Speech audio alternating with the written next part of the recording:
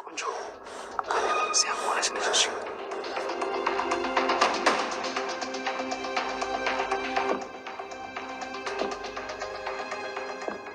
መልሽልኝ እንጂ ለምንድን ነው ስሚያልሽ? ምን አይነት ልጅ ነበር ያልከኝ? መልኩ ቀይ ቲሸርት ያደረገ በዛ ላይ ደግሞ አይ ረዘም ያለ ጥቁር ሰው ነው። ረጅም ጥቁር ነው ያልሽኝ? አዎ ነው። ተደበቂ። ከቲያሽ ደግሞ ምን እንደምታደርጊ ታውቂያለሽ አይደል? ለእሱ አታስብ። እሺ በቃ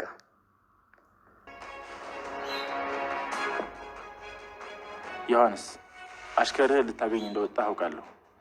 እጅ ከምንጅ ይዤ ሁሉንም ድራማን አጋለጣለሁ። ለበኃይሉ ብነግረው የውሻ ሞት ነው የሚገልህ። በጣም ጥሩ ሰው ስለሆንኩ ነው እንጂ ይሄን ማች ነበር ሲሰኝ። ምናልባት ደግሞ በድጋሚ መተንፈሳት ይሆናል።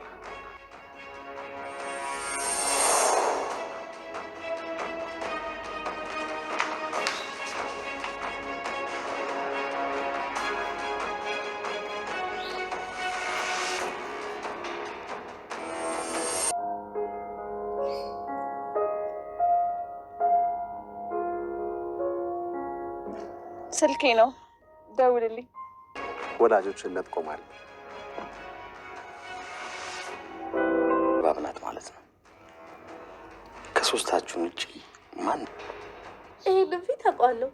በጄም ስፋናት ያደረገችው ብለህ አስበህ አይደለም አይደለ? ለምን አላስ ጆ ካልሆነ አንቺ ነሽ ማለት ነው። ቆይ አንተ ሰውዬ ያማሃል እንዴ? እኔ እኮ ይኸው ከአንተ ጋር ነበርኩኝ። ስማርት ነህ፣ በዛ ላይ ቆንጆ ነህ። ከዛም በላይ ደግሞ አንድ አይነት አባት አለን። ማን ያውቃል? የጋራ ዓላማ የጋራ ህይወት ይኖረን ይሆናል። ደውልልኝ።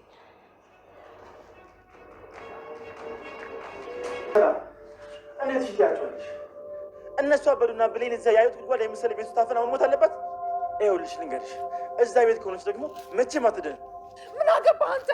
አንተን የሚመለከት ነገር አለ? ምን እያልሽ ነው ሰላም? ስለ ብሌን እኮ ነው የምናወራው። እንዴት አያገባኝም? ምን ያገባሃል? ማነህ እናንተ? ወይንስ ደግሞ እዛ መግደል አልተመቸም? እዚህ እንደጀመርካት ልጨርሳት ነው?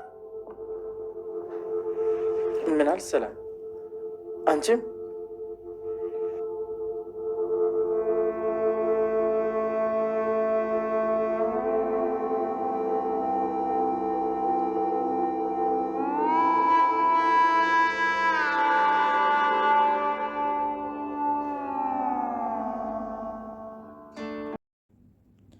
ሰላም ሰላም፣ ውድና የተከበራችሁ የቻናል የቤተሰቦች እንዴት ናችሁ? ደህና ናችሁ? የሁላችሁም በያላችሁበት ሰላማችሁ ይብዛልኝ።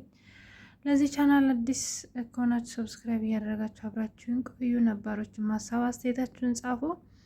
እውነት ስለምታበረታቱኝ ላይክ ስለምታደርጉ በጣም ነው የማመሰግነው። ዛሬ ስለ አደራ ድራማ ነው የምናወራው።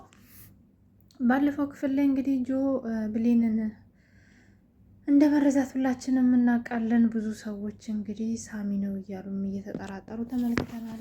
ለምሳሌ ዳግም ሳሚ ሊሆን ይችላል። ምክንያቱም ብሌን ፍቅሬን እንደተቀበለችኝ ስለሚያውቅ ሳሚ ተናዶ ብሌንን መርዟታል ብሎ ነው የሚያስበው ዳግም።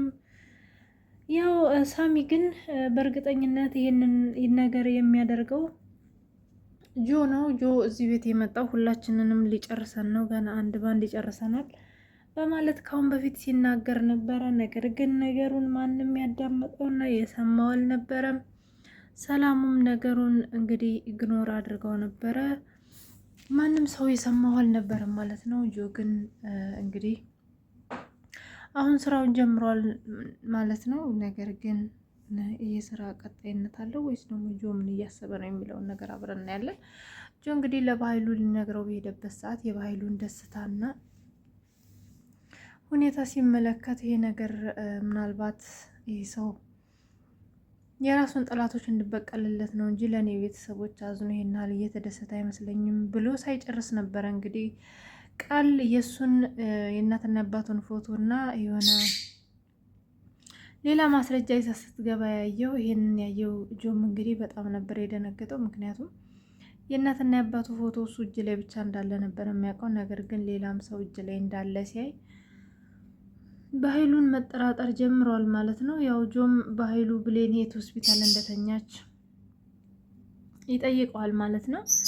ከጠየቀውም በኋላ ስልክ ደውሎ ሲያወራ ስለሰማው ያው አሁኑኑ ማለቅ አለበት፣ አለምንም ስህተት እንዲያልቅ ነው የምፈልገው፣ አሁን ጥሩ ዜና መስማት እፈልጋለሁ፣ ስህተት አልፈልግም ሲል ስለሰማው እንግዲህ ጆ ይሄ ነገርማ ለብሌን የተደገሰ ድግስ መሆን አለበት፣ ብሌንን ሊያስገድላት ነው በኃይሉ በማለት እንግዲህ በጣም እየሮጠ ሄዷል ማለት ነው። በዛን ጊዜ እንግዲህ ነርሷ ወደ ብሌን ጋር ስትገባ ሳሚ በጣም እየተቁነጠነጠ ነበረ። ይሄ ነገር ምንም አላማረኝም። ነርሷም ዶክተሩም ሄደው በጣም ቆዩ። የተፈጠረ ነገር አለ ወይ ባካችሁን ብሌን ጋር እንግባ እያለ በተደጋጋሚ ጊዜ ሰላምን ይጠይቃታል። ሰላም ግን ባከን ተረጋጋ፣ ነርስና ዶክተር እኮ ነው ወደ ብሌን ጋር የገባው እንጂ ሌላ ሰው አይደለም፣ ስለዚህ ምን ሆነ ነው ትለዋለች። እኔ እንጃ ልቤ እየተረጋጋልኝ አይደለም፣ ልቤ እየተረጋጋ አይደለም፣ ብቻ ግን ሄጄ ባያት እያለ እንግዲህ ሲል ወይዘሮ ሰላም በጭራሽ መግባት እንደሌለበት ትነግረዋለች ማለት ነው። ጆም በጣም እየሮጠ ከውጭ በመግባት ዶክተር ተብላ እንግዲህ የገባችው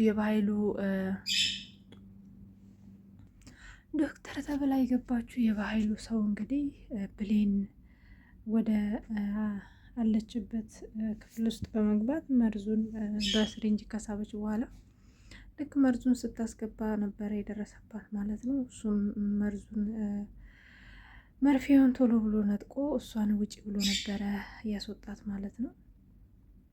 እንግዲህ ወደ ውጭ ወጥታለች። ምናልባት ይችን ሰው ብከተላት የሆነ መረጃ ልትሰጠኝ ትችላለች በማለት ሁሉንም ትቶ ነበረ ጆ እየተከተላት ማለት ነው። ጆም እንግዲህ በሚከተላት ሰዓት እሷ በጣም ረጅም ርቀት ሮጣ ስለነበረ ተከትሎ ይደርስባታል። ከደረሰባትም በኋላ እሷ ወደ በኃይሉ ስልክ ትደውላለች። በምትደውል ሰዓት በኃይሉና ቃል አብረው ነበሩ። በኃይሉም በጣም ደስ ብሎት ብሌን መሞቷን ሊነገረው መስሎት እንግዲህ የኔ አንበሳ ደወለች፣ አሁን ጥሩ ዜና ልንሰማ ነው በማለት እንግዲህ ከብሌን ጋር ከቃል ጋር ቁጭ ብሎ ስልኩን ያነሳዋል። የኔ አንበሳ ደወልሽ፣ ሁሉንም ስራ እኮ አንቺ ነበርሽ መስራት የነበረብሽ፣ ነገር ግን ይሄ ጸባይሽ ነው እንጂ አላስማማ ያለን፣ እባክሽን ጸባይሽን አስተካክሊና ሁሉንም ስራ ከአንቺ ጋር ስራ፣ አንቺ እኮ ጠንቃቃነትሽ በቃ እኔ እያለ እንግዲህ ምንም ሊያስወራት አልቻለም ማለት ነው። እሷ ግን በኃይሉ እያለችው ነበረ። ምን ነው ግን ያየሽ ሰው የለማል፣ ሁሉንም ጽድት አድርገሽ ነው የጨረሽው እያለ እንግዲህ መለፍለፉን ቀጠለ ማለት ነው። እሷም በኃይሉ እያለችው ነበረ። እሷም ምን ሆነሽ ነው ምንድን ነው ሲላት፣ እንደዛ አላደረግኩም ብሌን አልሞተችም ትለዋለች። ለምን እንደዛ አደረግሽ? ለምንድን ነው? መጀመሪያ የሆነ ዶክተር መጣ፣ እሱን እንደምንም ብዬ ጣልኩት። ሁለተኛ ላይ ግን የመጣውን ሰው ልችለው አልቻልኩም፣ ምክንያቱም በጣም ከውጭ እየሮጠ ነበር የመጣው። እንደገባ ደግሞ እኔን እጄን ነበር የያዘው፣ ደግሞ ሊመርዛትም እንደሆነ አውቋል። መጀመሪያ መርፌውን የነቀረው፣ እኔም በግድ ነው ያመለጥኩት።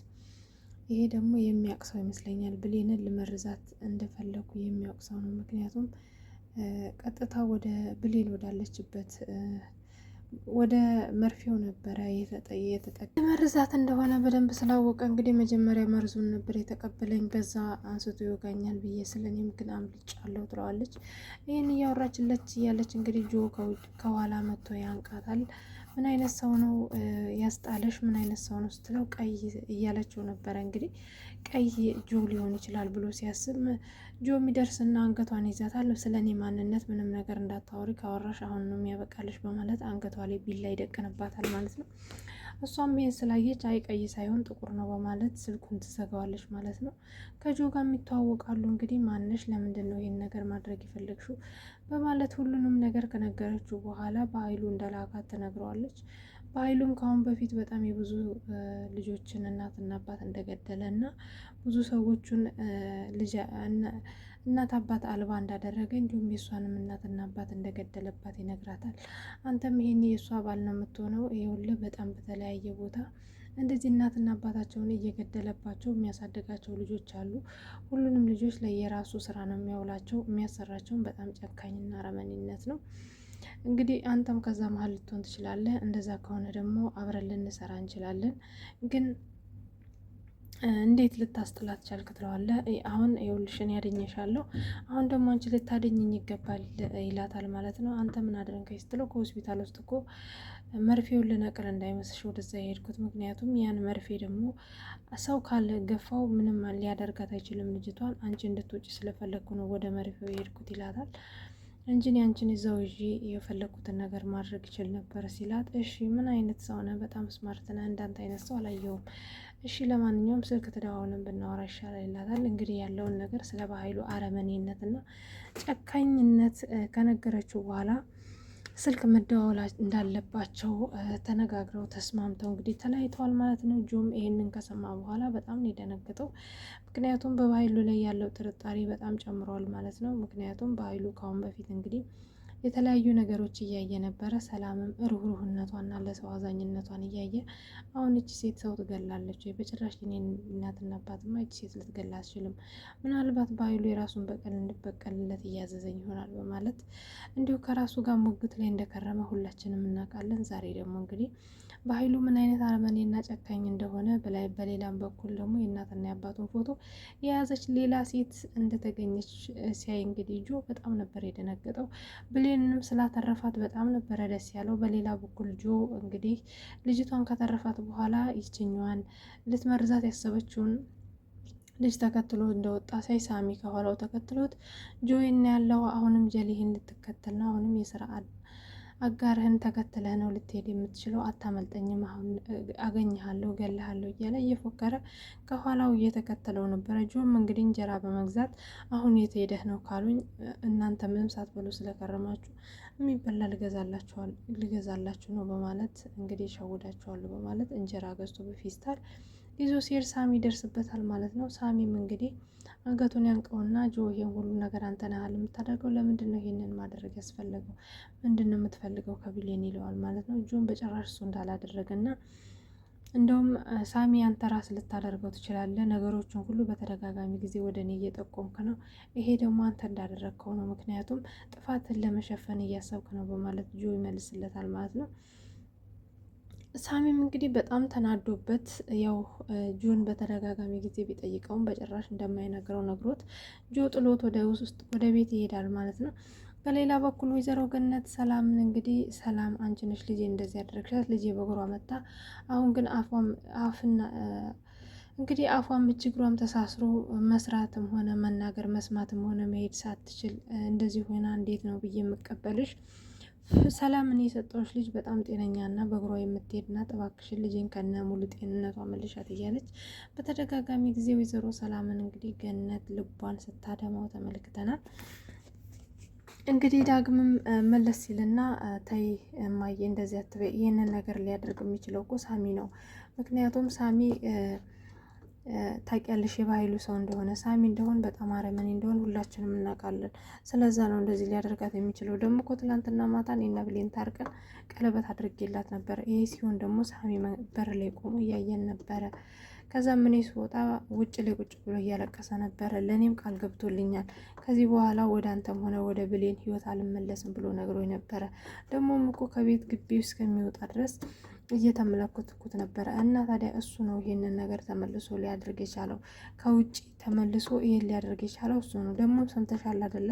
ገና ብሌንን ከውጭ ከቤት ውስጥ ታቅፎ ሲያወጣት ይሄ ነገር የከሰል ጭስ አይደለም ብሌን ተመረዛ ነው እያለ ነበረ። ይህንንስ ነገር እንዴት ሊያደርግ ቻለ? እንዴት ሊያውቅ ቻለ ብለሽ ትያለሽ ሲላት፣ ወይዘሮ ሰላም ዳግም ምን እያልክ ነው? ሳሚ እኮ ብሌንን በጣም ነው የሚወዳት፣ እንዴት እንደዚህ ያደርጋል ትለዋለች። ዳግም ግን በጭራሽ እሷ የኔን ፍቅር ስለተቀበለች እና በእሷ ተስፋ ስለቆረጠ እሷን ሊገላት ስለፈለገ ነው ትላለች። ወይዘሮ ሰላም ዳግም አንተ የምትናገረው ነገር እኮ ያሳምናል፣ ነገር ግን ሳሚ ይሄን ነገር ያደርጋል ብዬ አላስብም።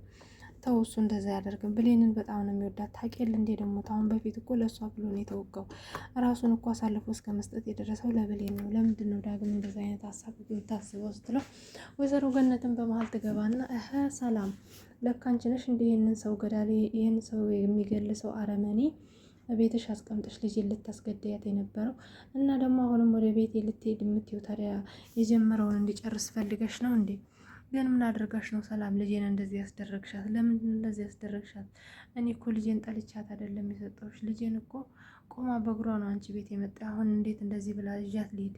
ሰላም ልጄን መልሽልኝ፣ ጤነኛ ልጄን መልሽልኝ፣ ይህና አረመኔ ቤት አስገብተሽ ልጄን ጉድ አደረግሽኝ በማለት እንግዲህ ወይዘሮ ገነት በተደጋጋሚ ጊዜ ሰላምም ትናገራታለች። ሰላምም እንግዲህ በጣም እያለቀሰች እና እያዘነች ወይዘሮ ገነትም የተናገረቻትን ነገር እያስተዋለች በጣም እያለቀሰች ወደ ቤተ ክርስቲያን ሄዳ ቁጭ ስላለች ማለት ነው።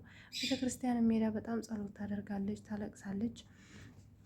በሌላ በኩልም እንግዲህ ሳሚና ጆ ወደ ሆስፒታል ውስጥ ሲገቡ ያው ወይዘሮ ገነት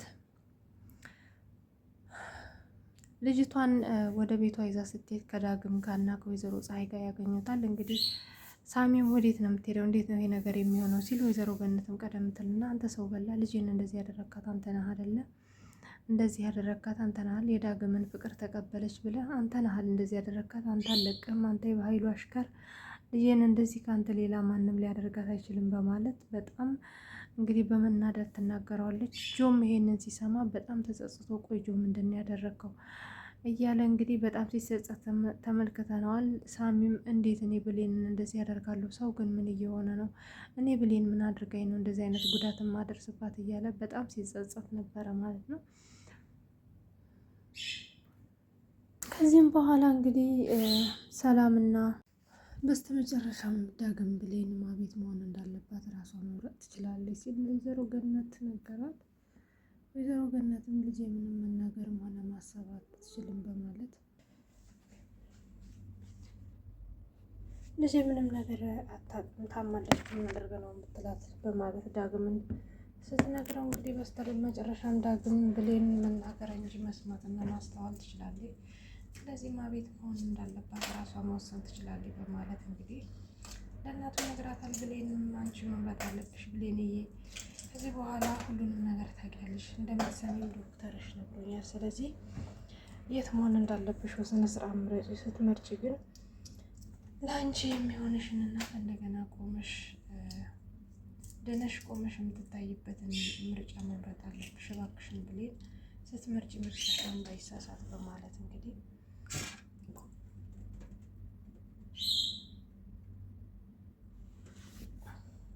ዳግም ያስረዳታል ማለት ነው። እንግዲህ ብሌንም የማቤት ትመርጣለች የሚለውን በቀጣይ ክፍል ነው የምናየው ነው የሚሆነው። በቀጣይም እንግዲህ ሳሚ ወደ ሰላም ቤት በመሄድ ሰላም እንዴት ዝም ትያለሽ? ብሌን አሁን እዛ ጉድጓድ የመሰለ ቤት ውስጥ ሄዳ እንድትድን ነው ወይስ እንድትሞት ነው የላክሻት ይላታል። ሰላምም እንግዲህ ከአሁን በፊት ዳግም የሞላት ነገር እንዲሁም ደግሞ ብሌን የኔን ፍቅር ስለተቀበለች ነው ሳሚ እንደዚህ ያደረጋት፣ ሌላ ሰው ብሌንን እንደዚህ ሊያደርጋት አይችልም ብሎ በነገራት መሰረት እንግዲህ ሳሚን አንተ ምን አገባህ? ወይስ ደግሞ እዚህ ቤት መግደል ስለሚመች እዛ ቤት ደግሞ ቤትን መግባት ስለማትችል ጸጽቶ ነው ወይ እንደጀመርክ ልጨርሳት ፈልገህ ነው ወይ? አንተን ምን ይመለከታል? በማለት ሳሚን እንግዲህ ልብ የሚሰበር ነገር ተናግረዋለች ማለት ነው። ሳሚን በጣም ነው ማዝነው፣ ሰላም አንቺም እንደዚህ ያልሽ እንዴ በማለት በጣም እንዳዘነባት ነግረዋታል ማለት ነው።